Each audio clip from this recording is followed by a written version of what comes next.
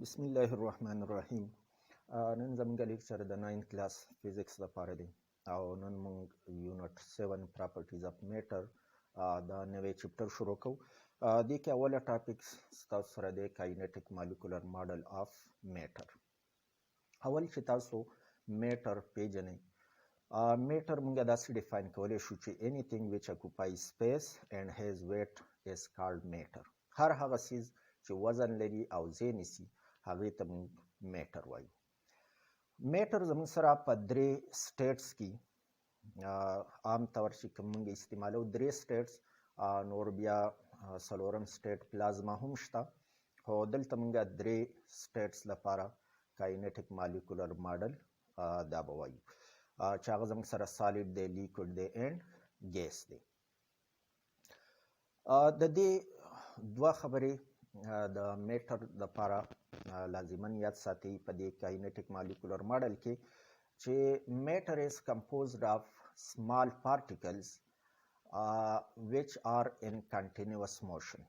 دوه خبرې په دې کې شوي چې یو میټر زموږ سره د سمال پارټیکلز نه جوړ دی او بیا دغه پارټیکل زموږ سره په یو کنټینیوس موشن کې، دا موشن په بعضې کې صرف وایبریټري موشن، په بعضې کې ټرانسلیټري، روټیټري او دغه شان وایبریټري، درې واړه کیدی شي. نو دلته موږ د سالیډ، لیکوډ او ګیس درې واړو دپاره سالیډ، لیکوډ او ګیس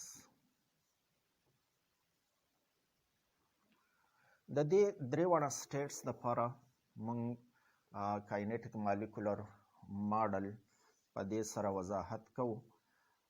اولنی که موږ د دې سپیس واخلو چې د دې ایټمونو په منځ کې یا د مالیکولز په منځ کې کم سپیسز دي، نو چې هغه په سالیډ کې زیات دي که هغه زموږ څه په لیکوډ کې یا په ګیس کې. نو په سالیډ کې مالیکولز یا ایټمز دا کلوزلی پیک دي.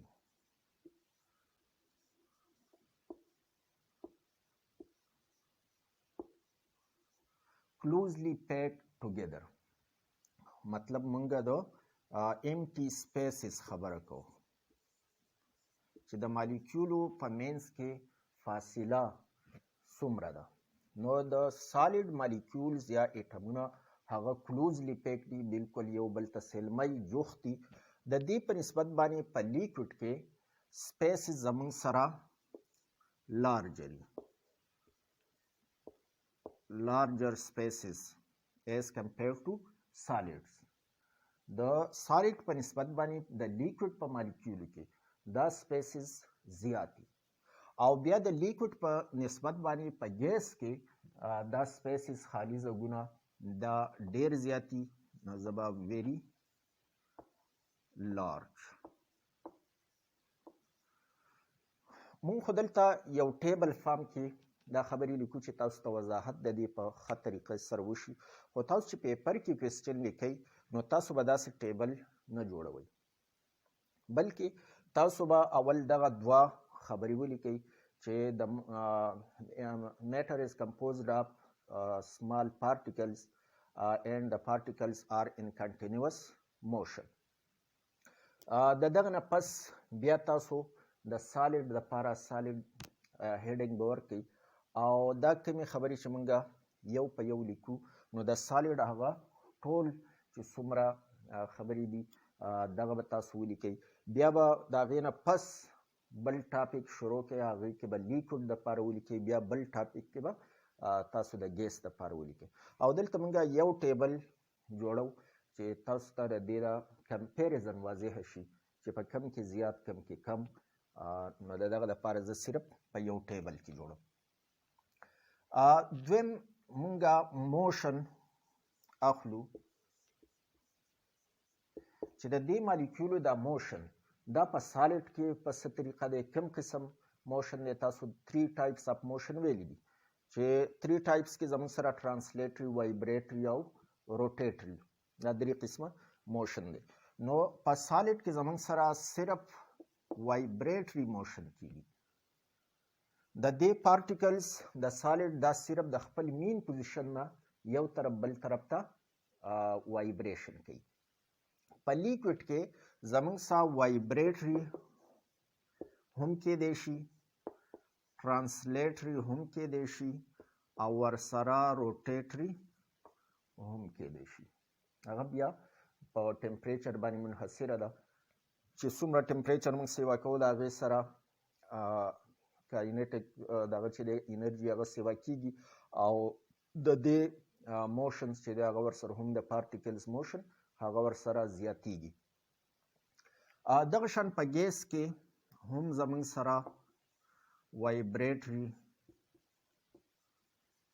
ټرانسلیټري او روټیټري درې واړه قسمه موشن پاسیبل دی دا کېدی شي، خو په سالډ کې زموږ سره صرف وایبریټري موشن کېږي. اوس چې موږ دا دوه خبرې د دې درې واړه سټیټس لپاره وکړې چې زموږ سره په دې کې کلوزلی پیکډ، دلته لارجر سپیسز، دلته ویری لارجر سپیسز، او د موشن په صورت کې دلته صرف وایبریټري، دلته وایبریټري، ټرانسلیټري، روټیټري او دغه شان په ګیس کې هم. نو یو بل فیکټر چې هغه زموږ سره فورس، انټر مالیکولر فورسز، د مالیکولو په منځ کې فورسز، که د سالډ مالیکول دی نو د سالډ یو مالیکول او د بل مالیکول په منځ کې چې کوم فورس سي هغې ته موږ انټر مالیکولر فورس وایو. نو داسې په لیکوډ کې، داسې په ګیسز کې. د انټر مالیکولر فورسز تعلق د ډسټنس سره دی چې کله د دوه مالیکولز په منځ کې ډسټنس زیاتی نو د هغې په منځ کې انټر مالیکولر فورس کمی، او چې کله دا ډسټنس کمی نو فورس انټر مالیکولر فورس زیاتی. مطلب د ډسټنس یعنی سپیس او د دې انټر مالیکولر فورس د دې په منځ کې انورس ریلیشن دی.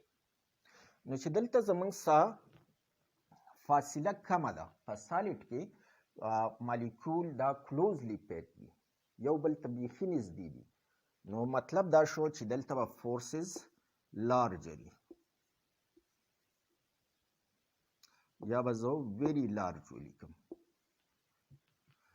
په لیکوډ کې د دې په نسبت باندې به دا فورسز ویکي، ځکه به ویکي چې د سالډ په نسبت باندې په دې کې فاصله زیاته ده، سپیسز پکې زیات دي د مالیکولو په منځ کې. نو چې د مالیکولو په منځ کې فاصله زیاته شوه نو مطلب دا چې د دې ترمنځ د مالیکولو په منځ کې چې کوم فورس دی هغه به ویکي. او د ګیس په حالت کې زموږ سره کوم انټر مالیکولر فورسز چې دي نو هغه نیګلیجبلی سمال دي. نو دلته به زه ویری ویک ولیکم، ځکه چې په دې کې فاصله ویری لارج سپیس دی، پکې د یو مالیکول د بل سره ډیره زیاته فاصله وي، نو په دې وجه په دې کې انټر مالیکولر فورسز هغه به ډیر زیات وي، نیګلیجبلی سمال چې موږ یې اګنور کولی شو. د ګیس په صورت کې د مالیکولو په منځ کې فورسز صرف په هغه صورت کې کله چې دوه مالیکول د یو بل سره کولیجن کوي، مطلب ټکراویږي، نو په هغه صورت کې بیا د مالیکول په منځ کې فورسز موجودي، خو چې کله مالیکول د یو بل نه لري نو بیا هغه فورس انټر مالیکولر فورس دومره کمی چې هغه موږ اګنور کولی شو، یعنی موږ ویلی شو چې په دې کې دغه انټر مالیکولر فورسز نشته. خو په دغه صورت کې کله چې مالیکولز د یو بل ته نږدې راشي، کم کلوز ټو ایچ ادر، او دا کولیجن کوي، نو په دغه صورت کې بیا انټر مالیکولر فورسز موجودي. بل زموږ سره شیپ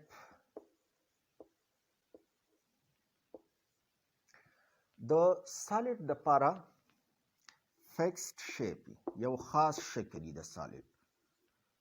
د لیکوډ زموږ سره نو فکسډ شیپ، د لیکوډ دپاره فکسډ شیپ نه وي، او دغه شان د ګیسز دپاره هم نو فکسډ شیپ.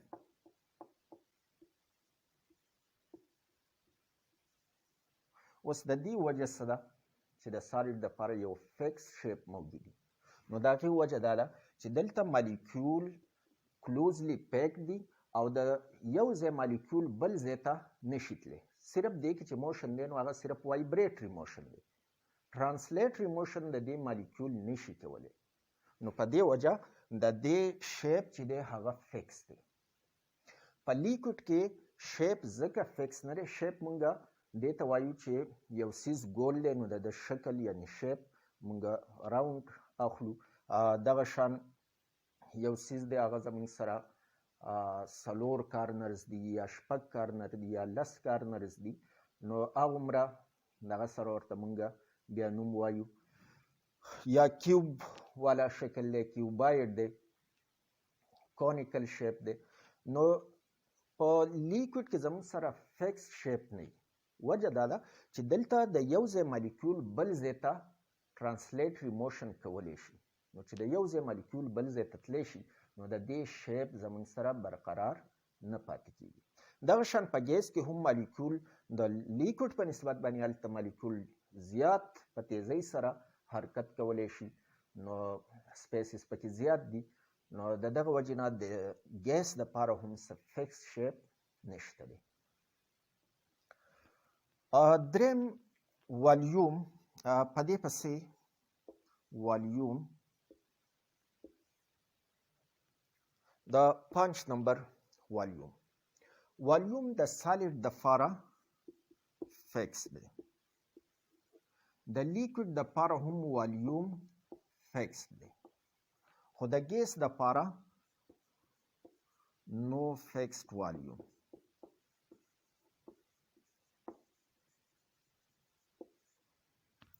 د سالډ دپاره زموږ سره والیوم ولې فکس دی؟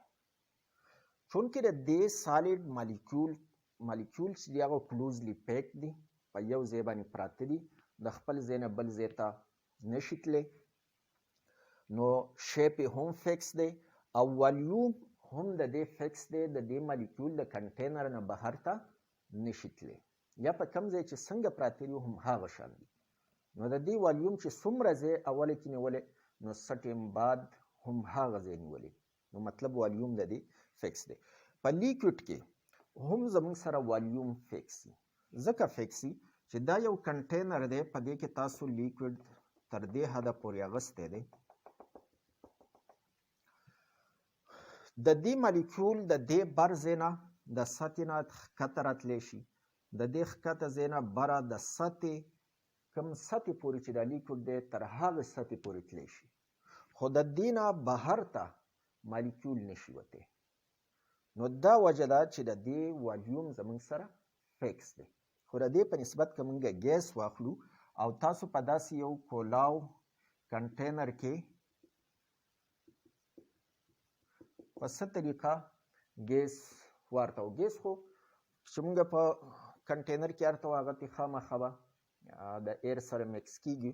خو سپوز چې موږ په دې کې ګیس دغه که سماو که ځای کو، اوس د دې دا مالیکول دا د دې کنټینر نه بهر ته هم راوتی شي. دا په دې کې یو ځای بل ځای ته هم تلی شي، خو د کنټینر نه بهر ته هم راوتی شي. او د هغې وجه دا ده چې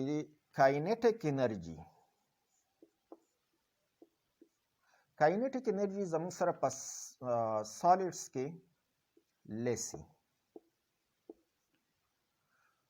د لیکوډ په صورت کې ګریټري او د ګیس په صورت کې ویری لارج. د ګیس په صورت کې کاینیټیک انرژي اف د مالیکولز هغه ډیره زیات دی. نو چې کله کاینیټیک انرژي هغه ده چې د حرکت په وجې، نو د مالیکولو حرکت دلته دومره تیز وي چې د دې کاینیټیک انرژي دومره سیواره چې دا د دې کنټینر نه بهر ته هم دغه کیدی شي، اسکیپ کیدی شي.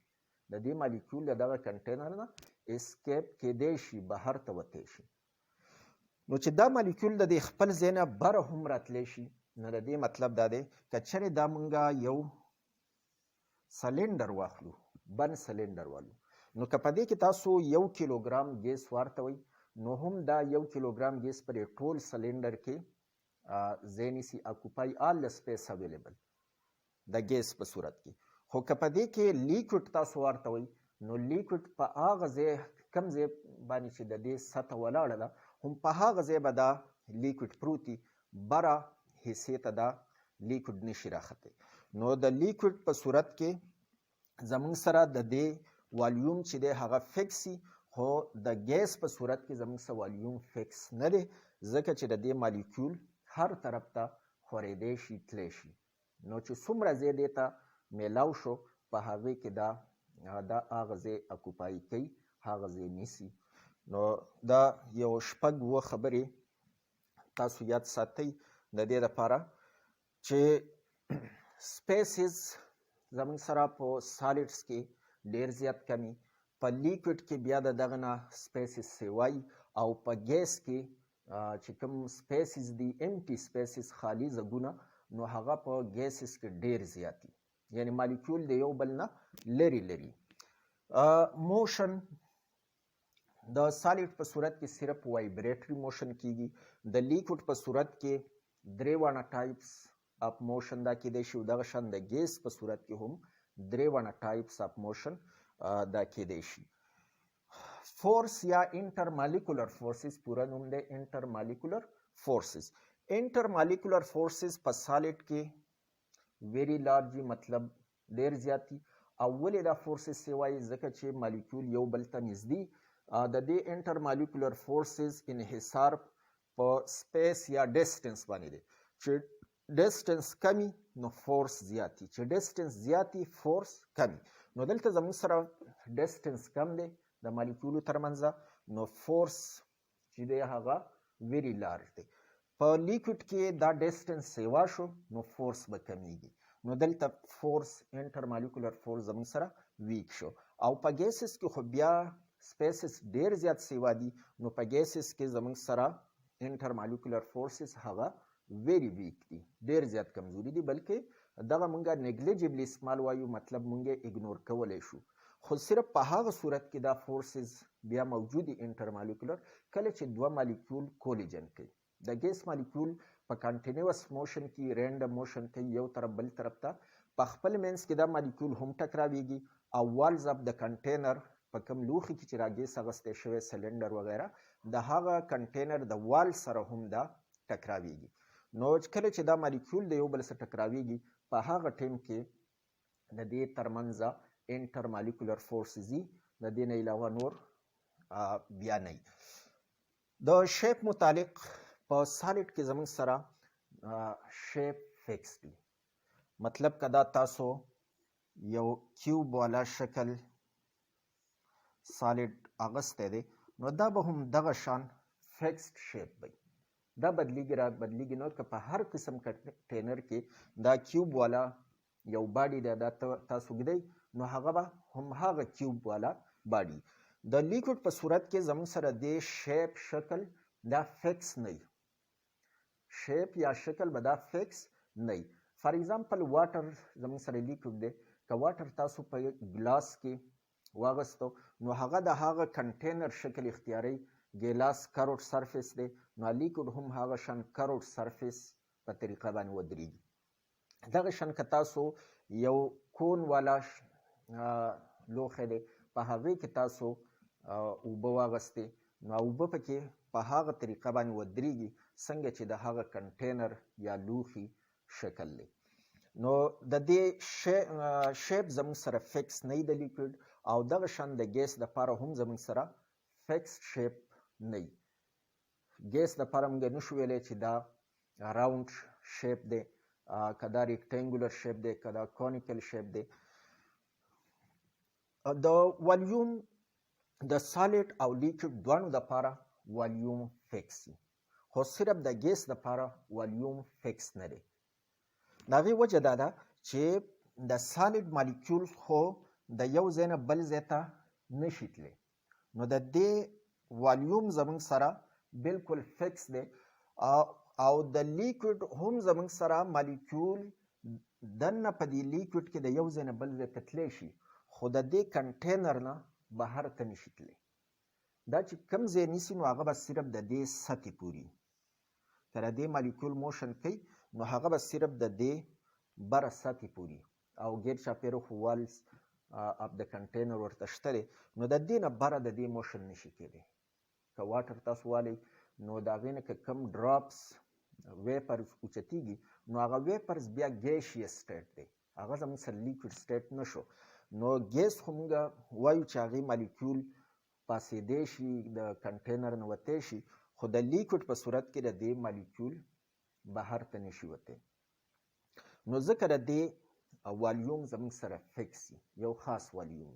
خو د ګیس په صورت کې زموږ سره والیوم فکس نه وي، یو خاص ډیفینټ والیوم نه وي. که تاسو ورکوټی سلینډر کې 1 کیلو ګیس ورتوئ نو هم هغه په دې ټول سلینډر کې راځېږي او که تاسو 2 کیلو پکې واچوئ نو هغه هم په دې ټول سلینډر کې دا ټول سلینډر چې دی هغه نیسي. یا غټ سلینډر واخلئ نو په غټ سلینډر کې که تاسو 1 کیلوګرام ګیس ورتوئ نو هغه هم په دې ټول سلینډر کې دغه کېږي، تقسیمیږي. بل زموږ څه کاینیټک انرژي، نو کاینیټک انرژي په وجه د حرکت پته موږ ته لګي چې په سالډ کې کاینیټک انرژي کمه ده نو مطلب دا د دې حرکت هم کم دی. د دې په نسبت په لیکوډ کې کاینیټک انرژي زیات دی نو د دې حرکت چې دی هغه به تیزی یا زیات وي. او بیا په ګیسز کې زموږ سره کاینیټک انرژي ډیره زیات دی نو د دې مالیکولز هغه زیات تیز موشن کوي. تاسو چې پیپر کې کله دا لیکئ نو تاسو به دا یو سالډ ولیکئ او د دې لپاره به پوره سنټنس لیکئ چې the empty spaces between the solid molecules are very small and the molecules of the solid are closely packed together. دغه شان بیا به پسې د موشن خبره وکړئ چې the motion of the particles of solid is only vibratory. یعنی the molecules of the solid vibrate about the mean position. د فورس خبره چې کوئ نو the intermolecular forces between the molecules of solid are very large due to the small intermolecular spaces. Due to the small intermolecular spaces. The shape of the solid is fixed. Yeah, solid has a fixed shape and fixed volume. The solid has fixed shape and fixed volume. نو چې د یو دا خبره تاسو کله ختمه کوي بیا به بل هیډینګ ورکوئ لیکوډ او د هغې دپاره به دا خبرې ولیکئ او دغه شان بیا به د ګیس دپاره. نو په دې طریقه به تاسو په خپل الفاظو کې دا پوره خبره ولیکئ. نن دپاره دا پوره ده. ویډیو لازما لایک کړئ او چینل پشتو ټیوټر سبسکرایب کړئ. تھینکس.